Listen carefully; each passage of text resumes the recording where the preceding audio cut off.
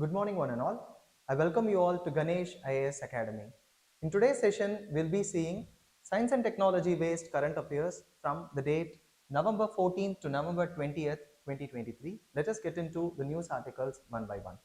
The first news that we are going to see for today is colors of domesticated silkworm cocoons. So, how are the colors of domesticated silkworm cocoons are changing and what is the reason for the change? What are all the chemicals involved in the color change? All these details we must have to understand. Before that, we'll understand the basics of what silk is and what cocoon is and other things. Okay, and based on what research this outcome has come, all those details we'll be understanding in this particular news article.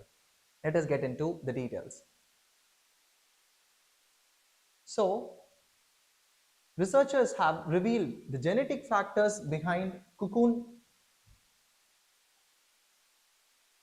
colors, okay, and adaptations of silk producing insects, okay, and this has transformed the silk industry and it has revolutionized silk industry. Let us understand further more details about it.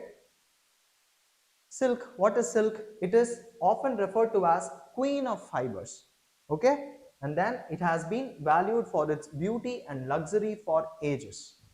We all know that silk is a luxury material, okay. And then cocoon, what is cocoon? Cocoon in the silk is a protective layer of silk thread. And how is this silk thread formed? It is spun by the silkworm around itself, okay. So the silkworm protects itself by spinning these cocoon around it, and then the cocoon usually has a oval or round shape. We all might have seen it.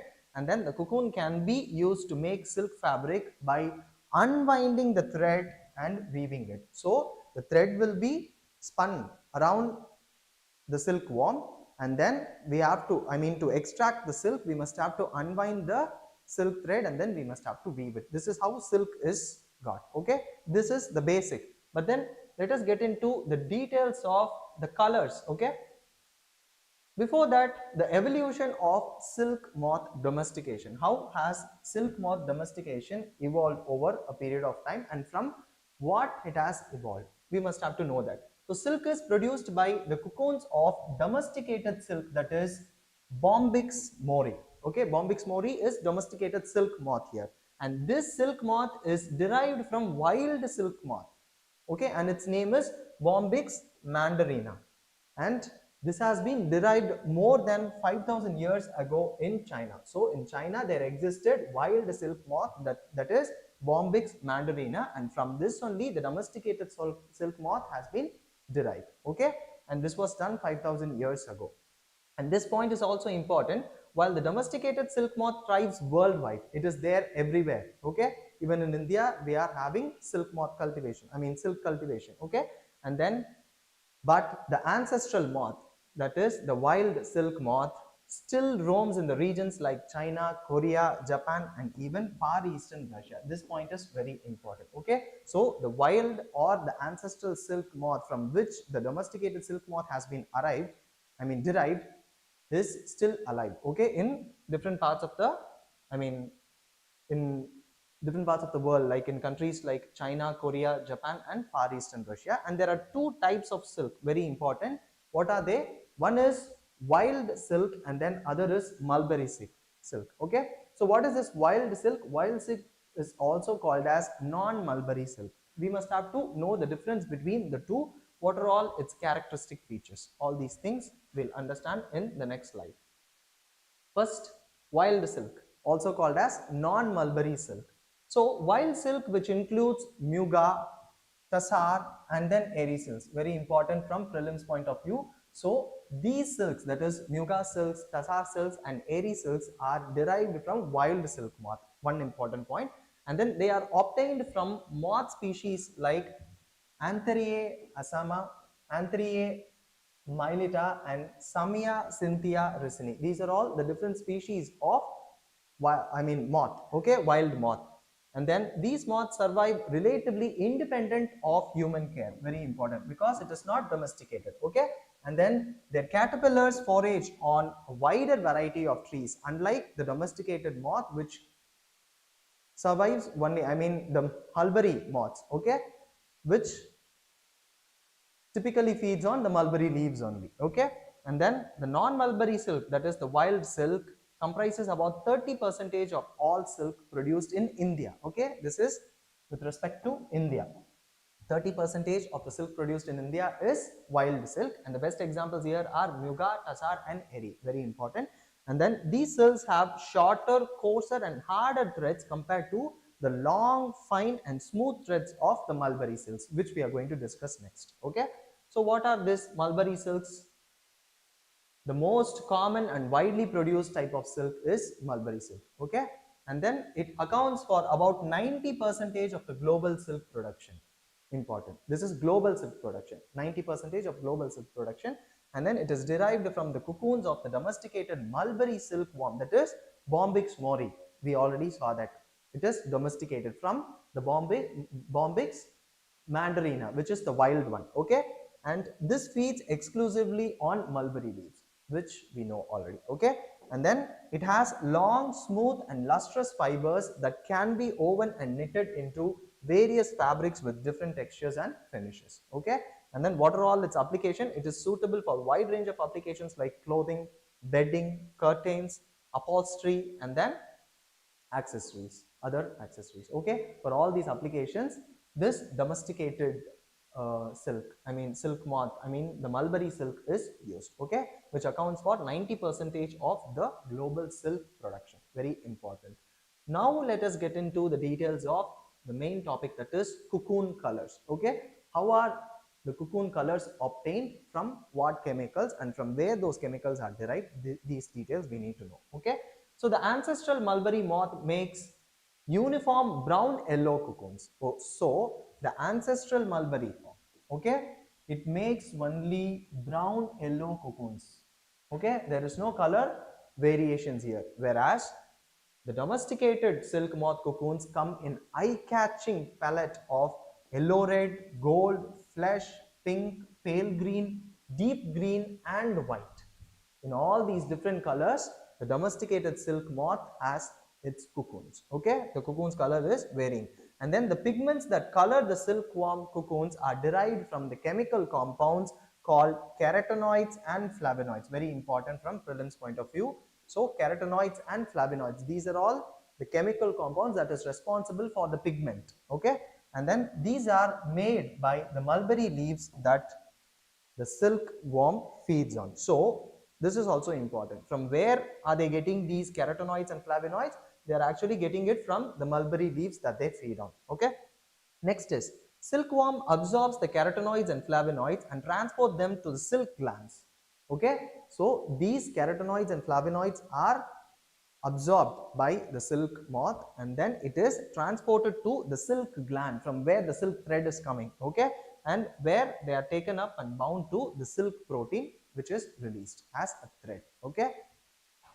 So the amount and the type of the pigment, and the type of the pigment, the two pigments that we saw, carotenoids and flavonoids, in the silk glands determine the color and the intensity of the silk thread, which are then extruded by the silkworm in the form of cocoons, okay. We already know that. Next is, the pigments that color the cocoons are water soluble, very important, okay. It is water soluble, so they gradually fade away. The original color in the cocoon is actually water soluble, thus it fades away, very important. So this point is important. The colored silk that we see in the market today, we are seeing silk saris and other things, silk cloth in different colors, right? Those colors are not due to the colors of the cocoon, but they are produced using acid dyes, okay. This understanding must be there. Next is, the mutations in genes responsible for the carotenoids and flavonoids cause differently colored cocoons, providing insight into molecular basis of the silk diversity. So they are mutating the genes responsible for carotenoid and flavonoid in the mulberry leaves, okay, so that there will be different colors obtained from the cocoon, okay. So this is what we need to understand from this particular topic, that is the color of the cocoons in domesticated silk moth, okay.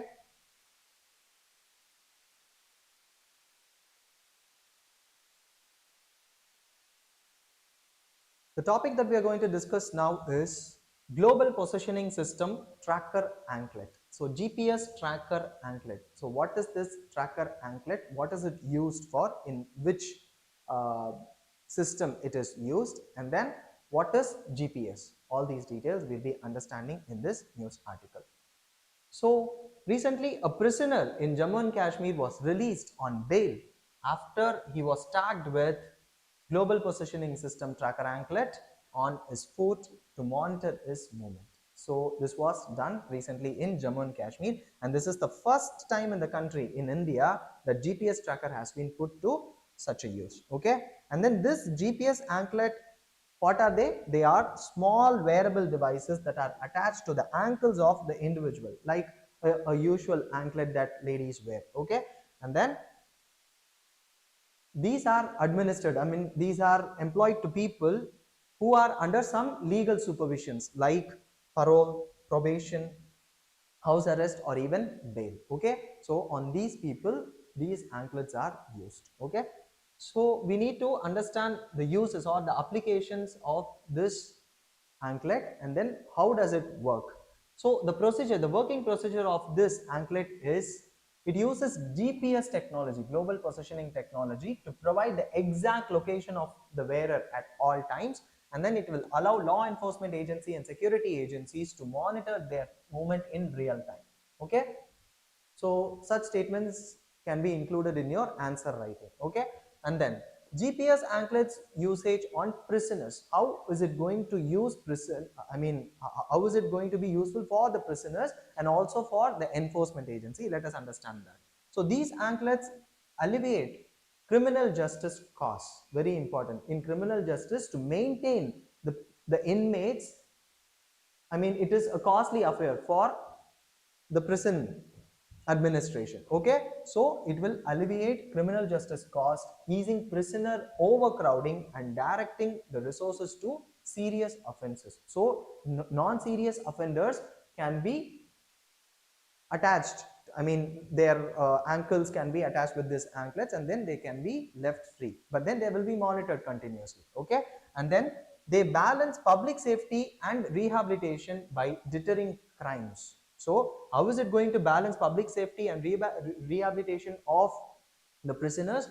It will deter crime, and then it will ensure law compliance also. More than that, fostering offender well-being through family ties, education, and support services. This is also one important perspective of using this anklet. That is, it will foster offender well-being. The offender well-being is also important. He must not be confined to a closed place. So he is left free so that he could have a family tie, and then he can access education and other support services when he is left free, but then still he is tracked using that anklet. Okay, and then legal position on the use of GPS anklet globally. How is it in the global arena? Now India has used it, and is it there in any other country? Yes.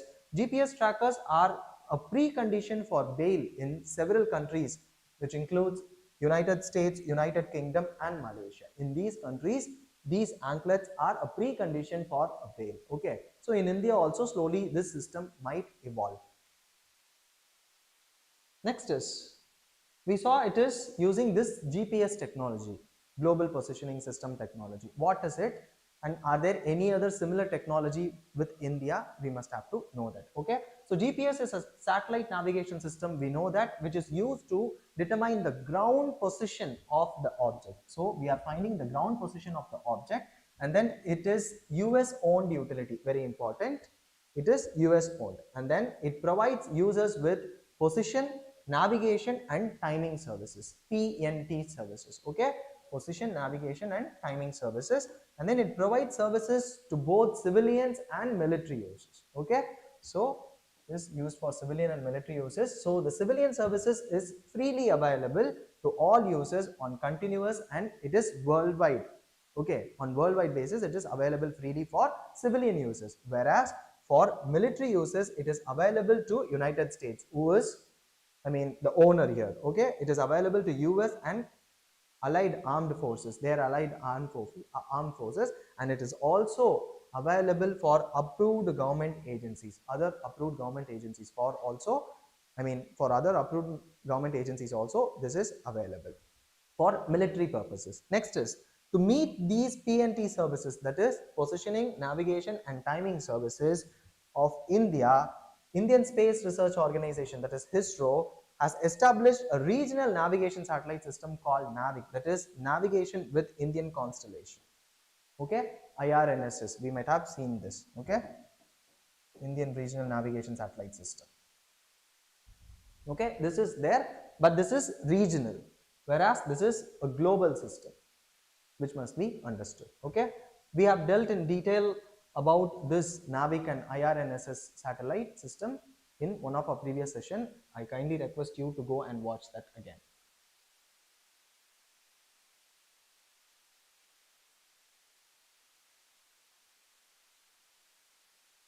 The topic that we are going to discuss now is soy production in Brazil and child cancer deaths. How is soybean production in Brazil and is related to child cancer death, and which type of cancer is being mentioned here? All these details we must have to understand.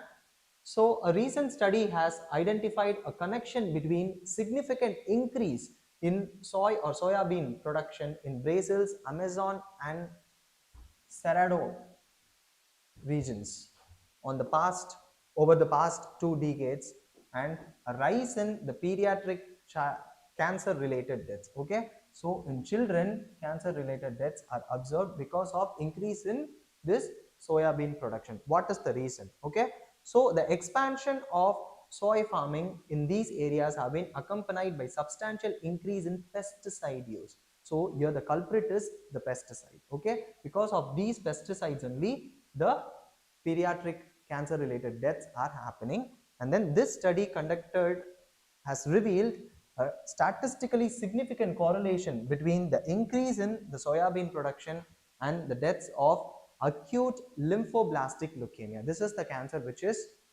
growing, okay, among children, and this was observed in children from the year 2008 to 2019. Okay, so what is this acute lymphoblastic leukemia? We must have to understand that, and also about the soybean production in India. All these details we must have to understand. That is how we have to relate. So this is actually a global, I mean a global issue, or a issue related to some other country. But are there any other issues similar to that issue in our country? We must have to give importance to that.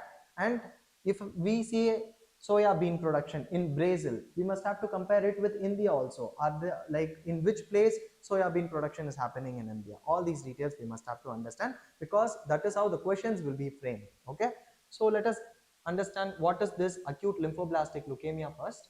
So it is also known as ALL, ALL in short form. Okay, acute lymphocytic leukemia. Okay, and then it is a type of cancer which affects the blood and bone marrow. Very important. So it affects blood and bone marrow, and it is characterized by rapid uncontrolled growth of immature white blood cells. Very important. Okay, so if we say cancer, it means it is proliferation of cells. Okay, the cells are multiplying very fast. Here, which type of cells are multiplying very fast? It is the immature white blood cells that is multiplying very fast. And then what are these immature white blood cells called? Those are called as lymphoblasts. Very important. Okay, from exam point of view. And then these abnormal cells, I mean the lymphoblast, they crowd out the normal white blood cells, red blood cells, and even platelets, thus leading to variety of health problems. Okay, and then this type of leukemia is most commonly diagnosed in children, but it can affect even adults. Okay, and then this leukemia is highly treatable cancer condition. Okay, so it is highly treatable cancer, conditional on timely and high quality care is required. So if timely and high quality care is provided, then it is 100% curable, which must be understood. Okay, so acute lymphocytic leukemia due to proliferation of lymphoblasts. What are lymphoblasts? They are immature white blood cells. This is what we need to know, and it affects children in most cases, but it also affects adult in rare cases. Okay. Next is soya bean crop in India. Okay, what is the situation here? So soya bean is a kharif crop in India. We have crop varieties like rabi, kharif, and zaid, right? So in this soya bean is a kharif crop, which must be understood. Okay, so it is a summer crop. That is what the basic is. Okay, next is this soya bean is the world's most important seed legumes, which contributes to 25% of the global edible oil. Very important. And then it also contributes to about 2/3 of the world protein concentrate for livestock feeding. Again important. And it is a valuable ingredient in formulated feeds for poultry as well as fish. So it is serving as a feed for poultry and fish, it is serving as a feed for livestock, and it is also serving as a edible oil for human beings. Okay, and then it is predominantly grown in rain fed crop. Okay, so it is grown as a rain fed crop, which means it is heavily dependent on rain. Okay, and then it is grown in vertisols. What are vertisols? Vertisols are nothing but a clayey soil which will shrink and then it will swell depending upon the moisture content present in the soil. Okay, so vertisols and associated soils, which means clayey soil. So generally soya bean grows in clayey soil. This is what we need to know. And then the technical term here is vertisol. Okay, with an average crop season rainfall of 900 mm. This much of rainfall, 90 centimeter rainfall is required. And then the major producing states in India are Madhya Pradesh, Maharashtra, Rajasthan, Chhattisgarh, Andhra Pradesh, and Karnataka, which again is important. Okay. So this is what we need to know about this cancer and then the soya bean production.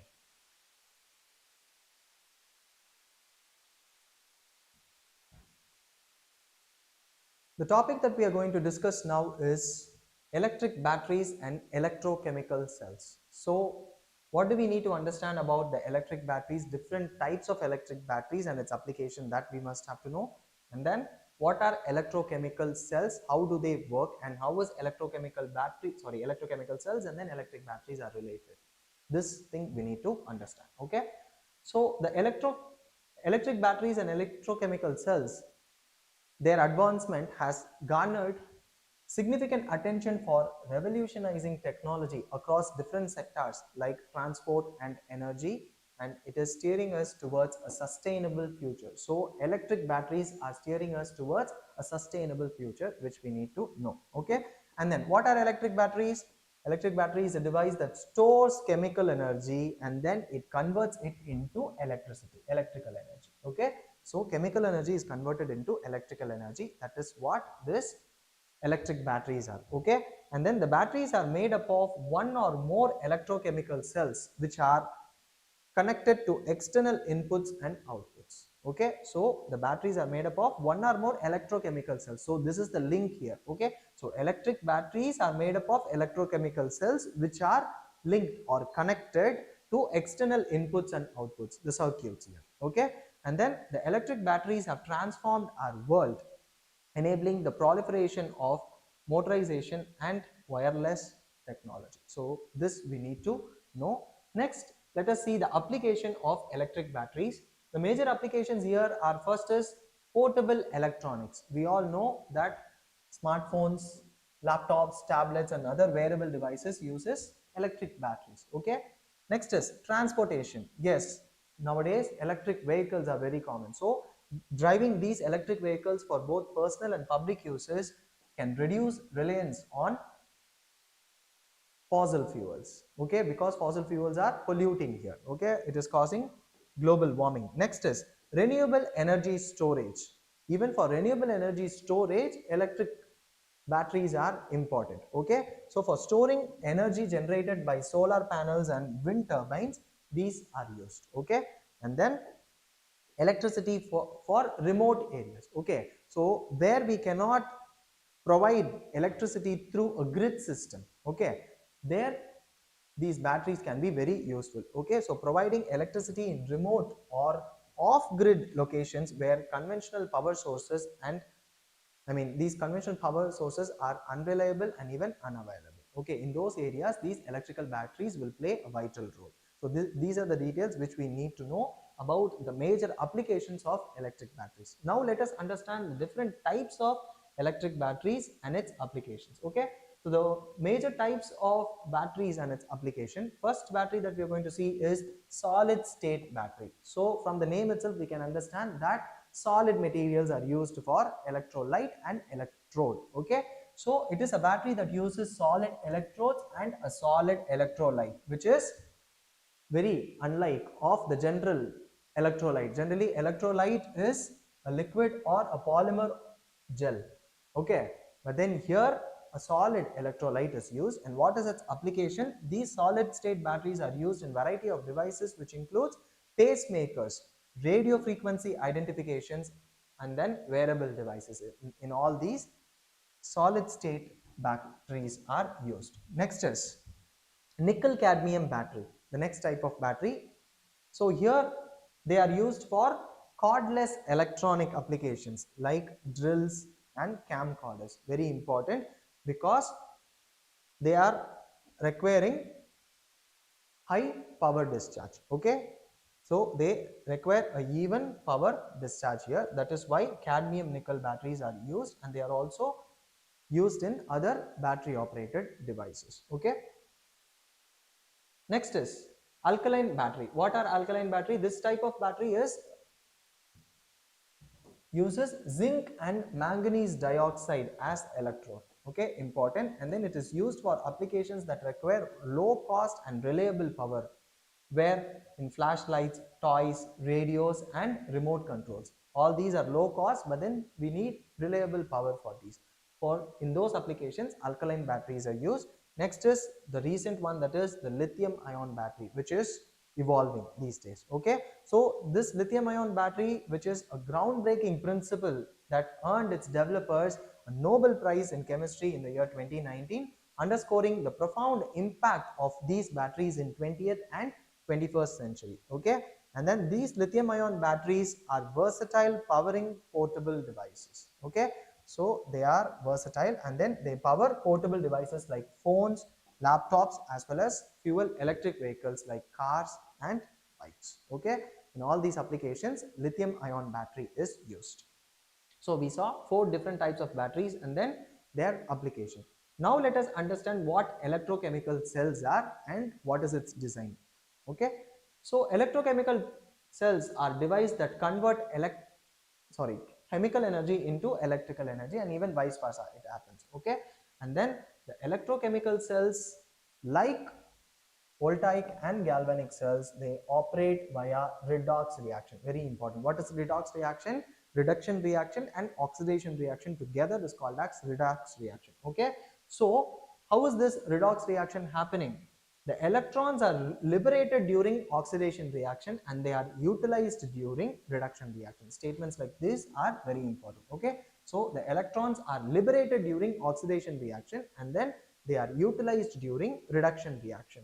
So a standard cell comprises of 2 sections. What are they? We already know, metal electrodes which are immersed in specified electrolyte, because in all the battery systems that we saw there were electrodes and they are immersed in electrolyte. Okay, so there will be 2 components. One is electrolyte and then the other is electrode. Okay, here the anode where oxidation occurs, that is also important. So anode is the positively charged electrode. Okay, that is where oxidation occurs, and then cathode is the negatively charged electrode where reduction takes place.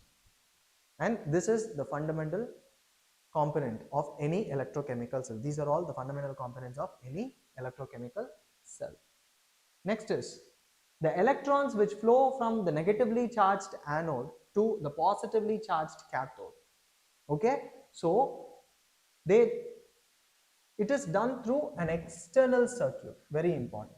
Okay, it is transferred from the negatively charged anode to the positively charged cathode through an external circuit. Okay, and then they provide power for variety of uses, and then the energy carried by the electrons dictates the source voltage, very important. So how much of energy is carried by these electrons, this will dictate the source voltage here, which will steer the electron flow within the circuit. Okay, and then the advancement in the cell design and materials seen in nickel cadmium, zinc copper, and the modern lithium ion cells showcase increased voltage and enhanced efficiency. So these days the design is improving. Okay, so with the improvement in design, the efficiency and the output voltage can be improved. Okay, so this is what we need to know. Next is, what are all the challenges involved with respect to electrochemical cells? First is, one of the well-known challenge affecting the efficiency of these electrochemical cell is corrosion. So corrosion is one main problem here. So for example, in environments with high humidity, okay, so when there is high humidity, the electrodes can gather water droplets. Okay, so these water droplets are gathered around the electrode, thus causing corrosion here. Okay, and then if the atmospheric carbon dioxide levels are elevated, this is also a reason for corrosion, very important. Okay, statements like these are very important. So if the atmospheric carbon dioxide levels are elevated, then the combination of water, already because of humidity water is there. Okay, so the combination of water and the gas leads to formation of carbonic acid, thus causing corrosion. So this carbonic acid, which is formed due to the combination of carbon dioxide and water, causes corrosion on the electrode surfaces problem. Okay, and then another issue arises from the galvanic corrosion. What is galvanic corrosion? It is when one of the electrodes within the cell deteriorates faster than the electrolyte due to its high reactivity. So when one of the electrodes deteriorates faster, then that causes galvanic corrosion. So the best example for galvanic corrosion here is carbon zinc battery. In carbon zinc battery, the zinc electrode erodes more rapidly during the battery's usage. Okay, so when one electrode deteriorates faster than the other, then galvanic corrosion happens. So this is what we need to know.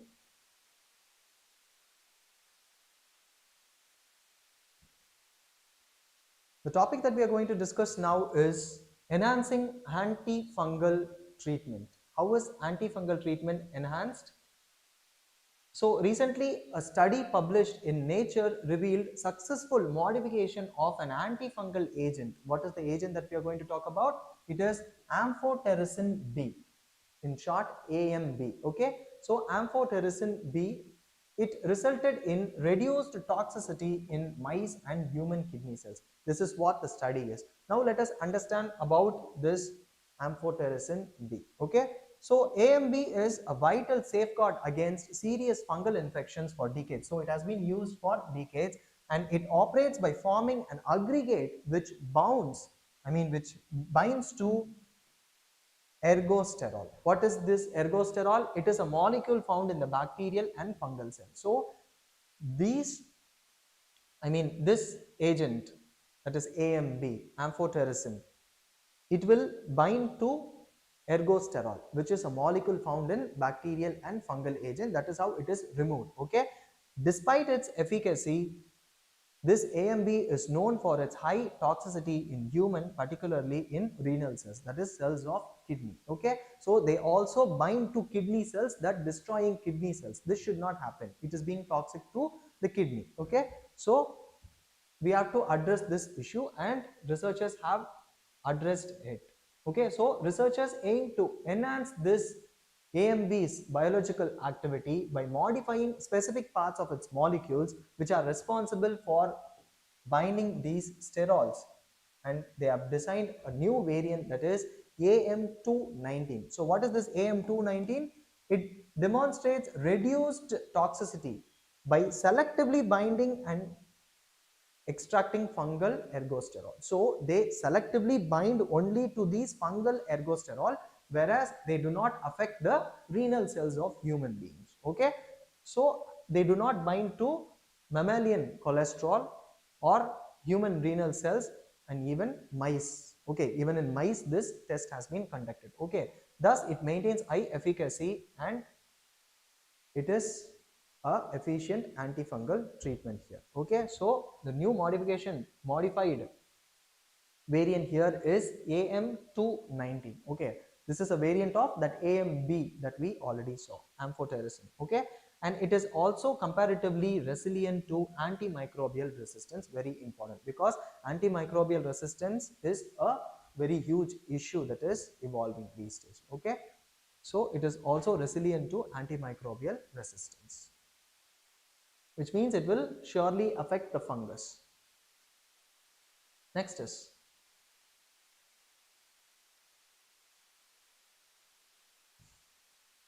the topic that we are going to discuss now is National Epilepsy Day. Okay, so when is this day observed and what is epilepsy? All these details let us understand. So National Epilepsy Day is celebrated every year in India on 17th November. Why? To raise awareness about brain disorder and bust the myths surrounding the disease. Okay, so whenever a day is observed, then its prime aim will be to create awareness and also to bust myths around those diseases. Okay, next is, what is epilepsy here? It is a brain disorder that causes seizures due to abnormal brain activity. So brain activity will go abnormal in those people who have epilepsy, or there will be temporary change in the brain's electrical function. Okay, and then generally the brain produces orderly electrical impulses. Okay, orderly the electrical impulses will be carried out along the nerve cell network, but in people with epilepsy this balance is disrupted. Okay, this order or this balance is disrupted, thus it impacts consciousness, movement and sensation. Okay, consciousness, movement and sensation is disturbed because this orderly electrical impulse, that balance is disrupted here in people with epilepsy. And according to World Health Organization, around 50 million people worldwide are affected by epilepsy, and India accounts for nearly 10 to 20% of the global burden of epilepsy. All these details we need to know. Okay, next is this epileptic seizure. We saw they will be experiencing seizure, right? So this epileptic seizure are broadly categorized into focal and generalized seizure based on the location of the abnormal brain activity. Okay, and then what is the first one? The focal seizure. It may cause brief emotional changes, involuntary movements and symptoms like dizziness. This is focal seizure. Next is, what is generalized seizure? It presents varied symptoms like staring, muscle jerking, loss of control, twitches and sudden loss of consciousness. So these are all the things that will happen during generalized seizure, and these are the things that will happen during focal seizure, the two different types of seizure. Okay, and then every year the second Monday of February is observed as International Epilepsy Day, whereas the National Epilepsy Day is celebrated on, it is observed on the 17th November every year. The International Epilepsy Day is the second Monday of February every year. Okay, so this is what we need to know about epilepsy, National Epilepsy Day, and what epilepsy is. I hope you found the session to be very useful and informative. Let us see in the next session. Thank you.